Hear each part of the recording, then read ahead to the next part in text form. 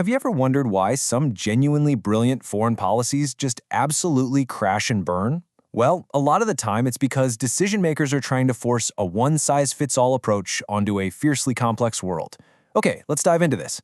Today, we're exploring a seriously high-stakes toolkit that researchers, diplomats, and policymakers actually use to decode our globally connected world.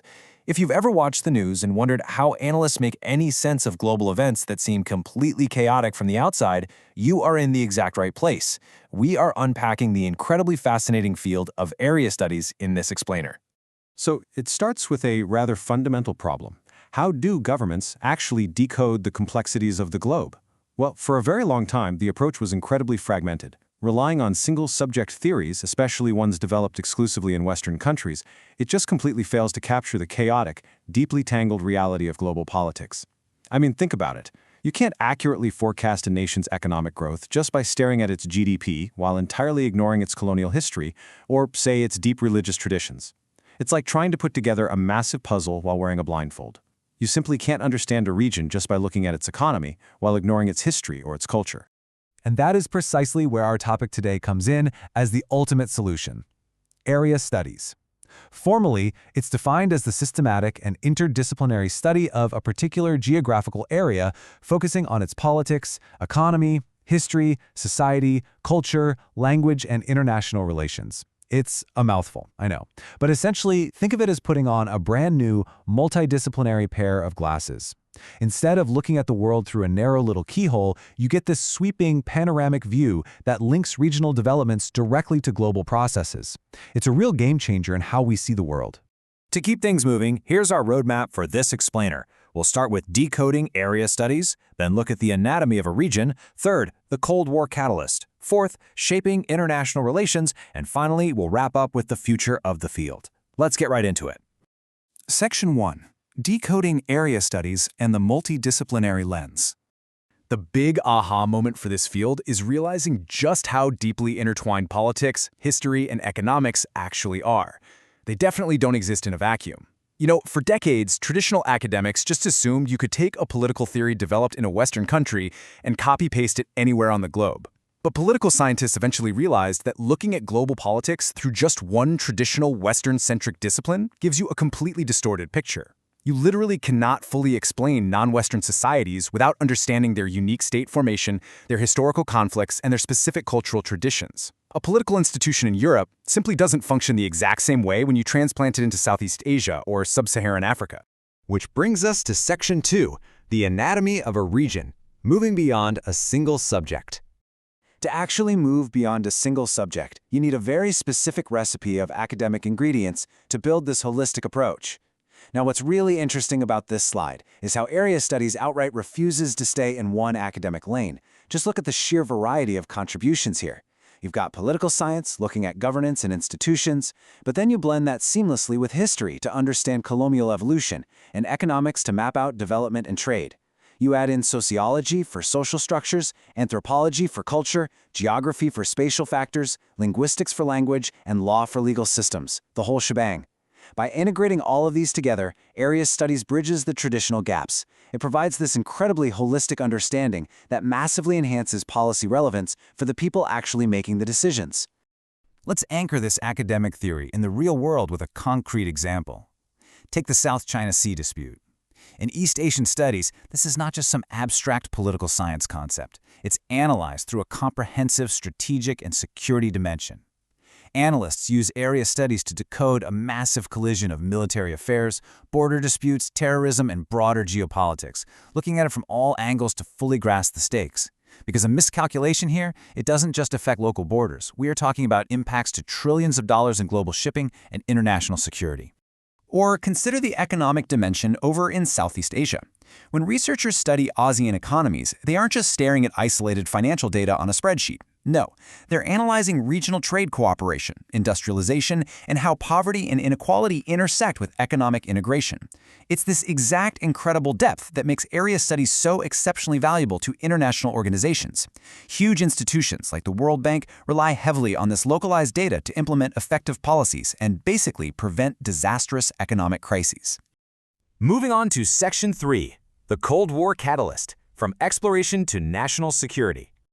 So how did this massive multidisciplinary toolkit actually come to be? Well, we need to look at the historical evolution of the field to understand the massive surge in urgency that created it. Tracing the timeline, pre-World War II, the foundations were mostly built on colonial administration, missionary activities, and travel accounts. It was highly descriptive and, let's be honest, heavily dominated by European scholars. But post-World War II, everything flipped.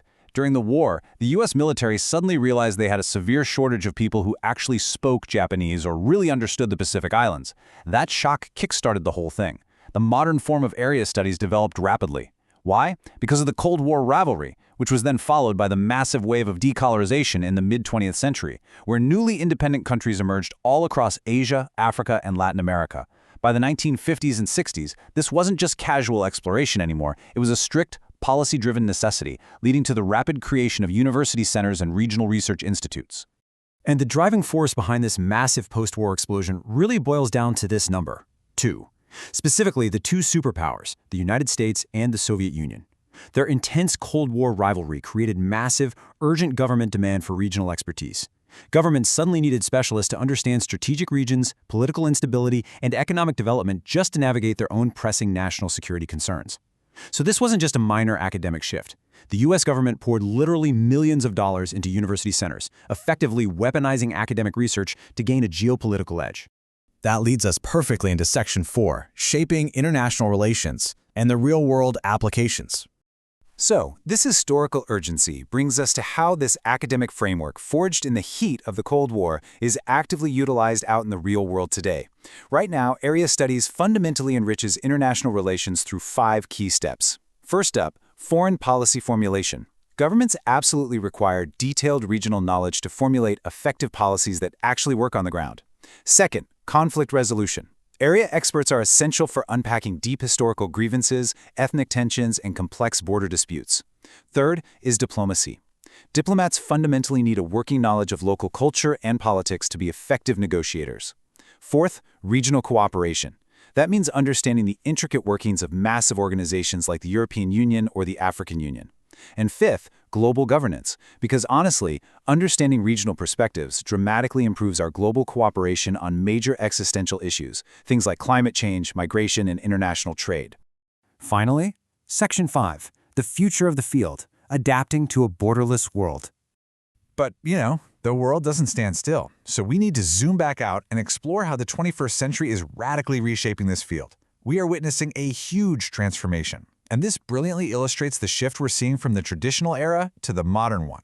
In the past, the traditional era was characterized by an isolated regional focus, very Western-centric perspectives, and slow, manual data collection. Contrast that with the modern era today. The focus has totally shifted from isolated regions to a highly interconnected transnational focus. There's a massive emphasis on the global south, Asia, Africa, and Latin America, as they step up as major actors in world politics. And crucially, we have entered the era of digital area studies.